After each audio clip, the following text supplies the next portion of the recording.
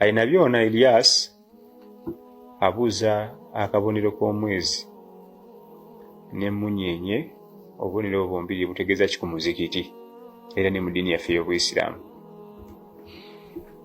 Kakati essookera ddala akabonero ako tekaaliwo nga Nabbi sallallahu alaihi wasallama waali, teyakalikaawo era tekaaliwo, era bwe kityo bwe kiine ku mulembe gwa Abubakar Siddiq radiyallahu anhu tebwaliwo obubonero bombiriri, era kyekimu ne ku mulembe gwa Umar ibn al-Khattab radiyallahu anhu. Obuntu obwo bwajja ku mulembe gwa Uthman ibn Affan radiyallahu anhu warda, kubanga Uthman ibn Affan yajja okufuga n'okulembera umma nga wayise emyaka nga gitambuddemu bukya Nabbi afa sallallahu alaihi wasallam, n'alaba enkulaakulana n'engaziwa y'ensi n'amasinzizo ga bibiina biri nga galiko symbols eziraga nti esinzizo, n'alabawo obwetaavu eri ummatu Muhammad sallallahu alaihi wasallama naffe okuba nga tulinayo simbo, akabonero akalaga essinzizo lyaffe.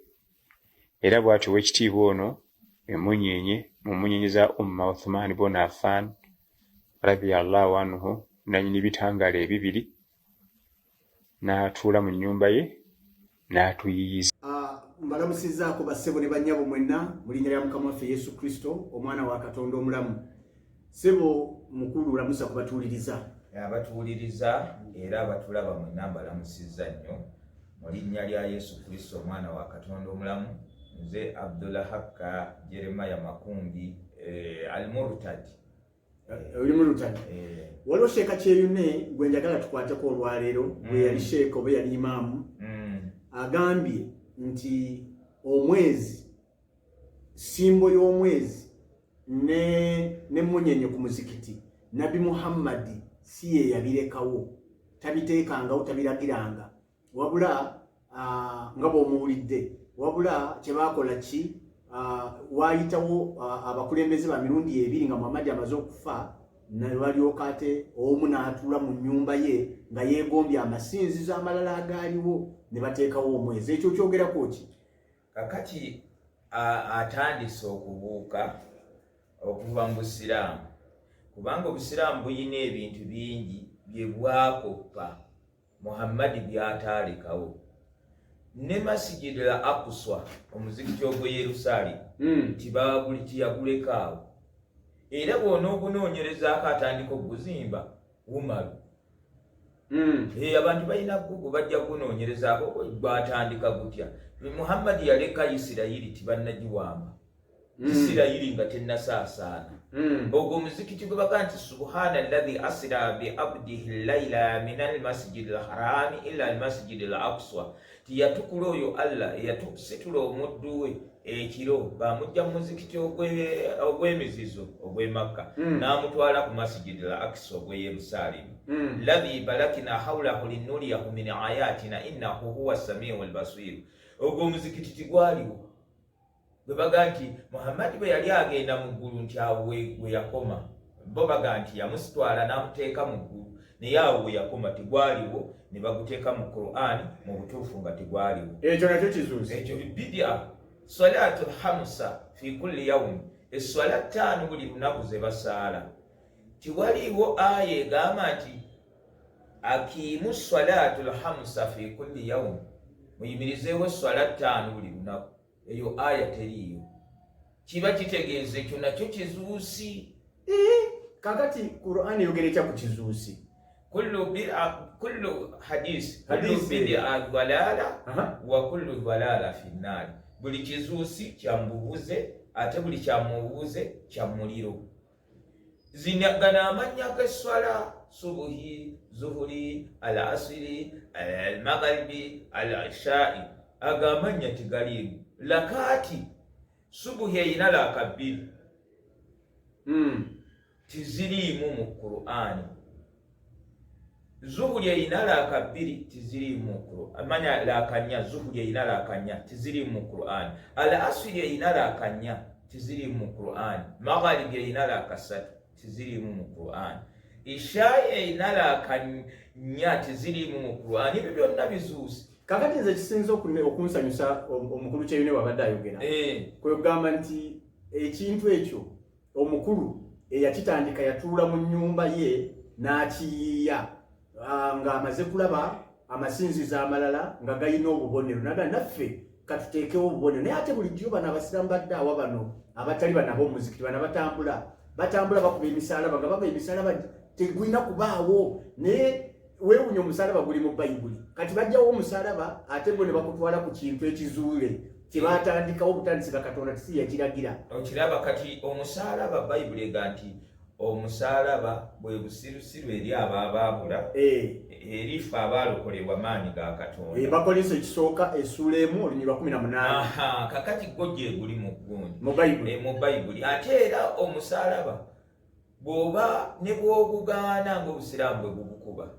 bw'agenda okuba Saudi Arabia ateekawo omusalaba tateekawo mwezi sebe ebintu bya katonda tubizannyisa ne bw'obigaana ateekawo omusalaba okuba mu nsi gy'ayita entukuvu tateekawo mwezi obadde okimanyi nti abasiraamu bagenda ne bakuba abakatuliki mwambala sapule mujambala ng'ate nabo balina omwezi avane ku mwezi ogutali mu byawandiikibwa olaba akagundi kano ke batambula banyiga mwakayitanga akalaadi okimanyi nti nabbi Muhammadi yakwata sapule y'abakatuliki n'agitemako omusalaba ne kasigala nga kalaadi genda obale empeke zaako obale obuyungiro oba tebyenkanankana kati kwe kukoppa oli kwagambye nti waliwo seeka omumanyi w'eddiini yatuula n'akoppa kakati ne Muhammadi alina bye yakoppa akalaadi nga bali balina musalaba era kino ekyakalaadi bw'oba okibaze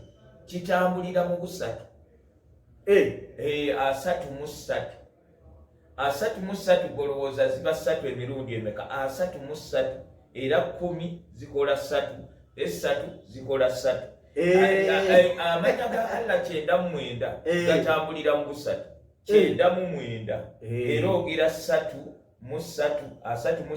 emirundi 3 emirundi 3 olaba obusatu bwe bakuba byonna babikoppa okunaaba emikono nga bafuna wuzo emirundi 3 bakoppa busatu nti bavaako ebibi okubatiza nga tuyingira mu linnya lya Kitaffe n'Omwana n'Omwoyo Omutukuvu ebyo byonna bakoppa busatu Muhammadi naye yatuula n'akoppa bakoppa busatu naye kati kyeneebuuza akalaadi ako kaliko obusatu kyeneebuuza singa nabbi Muhammadi leero akomawo waliwo omuzikiti gwonna gwayinza okusaaliramu ng'agusanzeeko omwezi n'emunyenye byataalekako gye gyonna oyo bidya egyo emizikiti agibalekera kubanga ye tiyakozesa bifaananyi kati ate bo bakozesa ekibumbe ky'omwezi ne bakozesa ekibumbe ky'emunyenye kakati ate ye tiyakozesa bifaananyi so nga ate nasoma hadisi wano ng'egamba eri mu kisasula abyandowooza nti olumu malayika yajja ng'ayaga kuyingira eri nabbi bw'atuuka n'asanga ekifaananyi munda n'agaana okuyingira ekibumbe malayika ensaasizi teziyingira wali kibumbe kati ekibumbe ky'omwezi kitegeeza emizikiti gy'abasiraamu gyonna tigiyingiramu malayika nsaasizi kakati ekibumbe kya mwezi kibumbe kya munyenye ebintu bino byakwetegereza gwe ampuliriza n'atulaba nga tonna bakunyiiga ebintu bye mukola mubijja ludda kubanga leero sheeka atuzibudde amaaso atugambye nti akabonero k'omwezi mwegomba bwegombi makanisa agaliko obubonero ne musalawo mukateekewo kati kyetubuuza Muhammadi nga waliwo yajjamu engatto Muhammadi tiyajjamu ngatto era yazisaalirangamu era n'alagira muzisaaliremu mu kitabo kyaffe tukiina kye bayita ensaala ya nabbi kati mmwe mwajjawa okusaala nga mugyemu engatto bino lwaki tubyogera tugezaako kubalaga nti nga temunalumba bukristaayo nga temunasoma bayibuli nga temunasomooza bakristaayo ku musaalaba nga temunabagaana kutuula ku ntebe musooke mwebuuza ebyammwe byo ani yabitandika mubijja luddawa kubanga bw'oleeta Qur'an nga Qur'an ya luvannyuma bayibuli erimu nti kiŋŋwanira okugenda e Yerusaalemi mu Matayo, enjiri nga bwe yawandiikibwa Matayo essula 16 olunyiri lwa 21. Yesu nga yeeyogerera kiŋŋwanira okugenda e Yerusaalemi n'okubonyaabonyezebwa abakadde n'okuttibwa ne ku lunaku olwokusatu okuzuukizibwa. Peetero n'agezaako amukwate ku mukono amunenye lwa 22:23 naga nti ebyo tibigenda kukubaako mukama wange. Yesu n'amugamba nti ennyuma wange Sitaani oli nkonge kubanga olowooza by'abantu tolowoozezza bya Katonda. Nga Yesu agamba nti tibaamukomerera aba Sitaani abaamu omwoyo ogwogera nga ye Sitaani aba alowoozezza by'abantu. Peetero si ye yali ayogera, guno omwoyo ogugamba nti wamaakataluuhu wamaaswalabuuhu mu ssuula ya 4 ssuula y'abakyala essuula y'abakyala aya ya 10:57 egamba nti tibaamutera tibaamukomera. Ye yennyini nannyini kuttibwa ayogedde. Peetero agezaako okumuwakanya. Yesu atulaze nti omwoyo oguwakanya ekintu ekyo taba Peetero, baguyita Sitaani. Kakati gwe n'oleeta ekintu kiri Yesu kye yatulaga nti bakiyita Sitaani yayogera tibaamutta tibaamukomerera, gwe n'otugaa nti oyo ye Katonda. Owakanya bukulisitaayo. Yesu amaze otulaga nti omwoyo ogwogera ekyo taba Peetero ate taba Seeka Muhammadi oba Nabbi Muhammadi. Kubanga yatulaga ku Peetero natuga nti omwoyo oguba gwogera ebintu ebyo nti tibaamutta tibaamukomerera aba Sitaani. Kakati gwe n'okakasa ekintu Yesu kyamaze okweggyirawo olw'Obusiraamu obuzza okuwakanya obukulisitaayo, gwe n'okakasa n'owakanya ekya Yesu nga yeeyogerera n'okkiriza nga bamwogerera nti ekyo kye kituufu. Wali bamwogerera tibaamutta tibaamukomerera, wano yeeyogerera kiŋŋwanira okugenda e Yerusaalemi nga pulezidenti bw'aneeyogerera kiŋŋwanira okukulembera Uganda emyaka bwe giti oba ogenda e Nakasongola. Gwe n'oga nti tiyagenze nga naye oli yeeyogeredde.